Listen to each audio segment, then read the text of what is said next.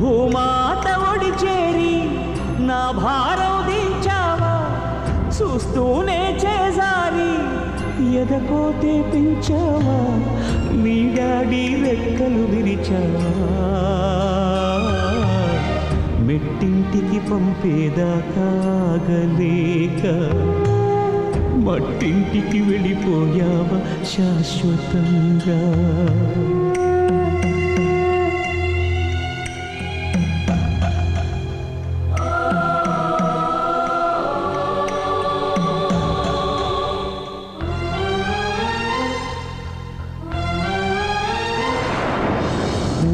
కొట్టే పాపాయి రానే రాదని తెలిసాక కథలన్నీ కంచికి పోవచ్చిన్నబోయి,